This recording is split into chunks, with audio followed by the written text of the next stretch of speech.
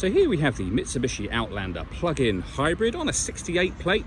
I'm going to start off by showing you around the outside of the car, and then we'll hop in and run through some controls on the inside. But from the outside, you can see it's a 5-door car with alloy wheels and tinted windows. Let's start off inside the boot and then work our way around the rest of the car from there.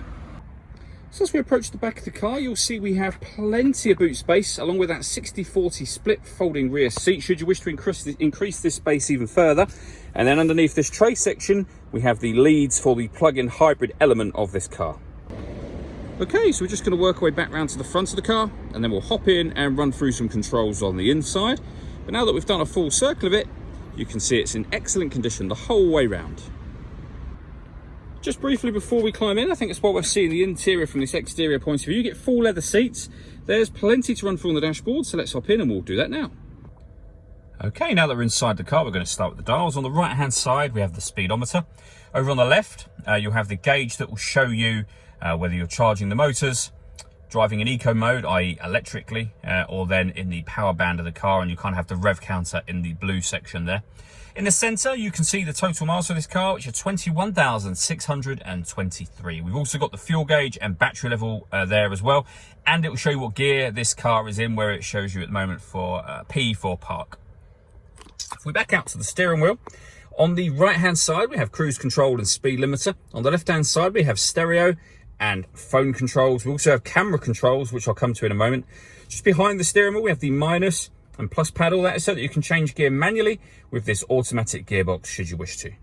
Over in the center, we have the touchscreen for the car. So this is where you'll find everything from your radio. You can see you've got the radio settings there.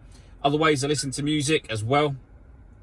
On top of that, you have the ability to be able to pair your phone. We've got Bluetooth audio, lots of various different car settings, all the way through to the last screen just there.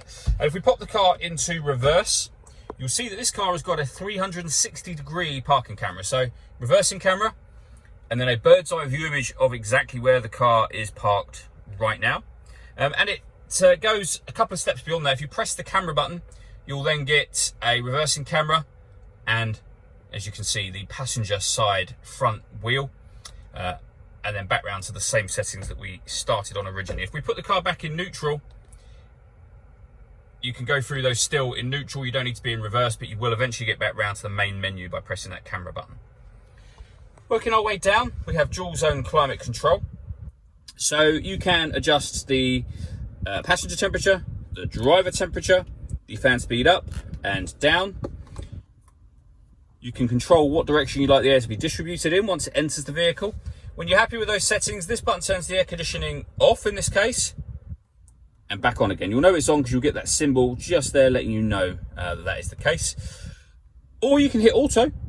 The car will now take control of the fan speed and the direction of the air to maintain those temperatures for you. So override it, just readjust the fans to put them in a manual mode again. Below that, we have somewhere you can put the key if you wish to. You don't have to. I've got the key sitting here at the moment. You don't need it slotted in there, but it obviously potentially saves you from losing it.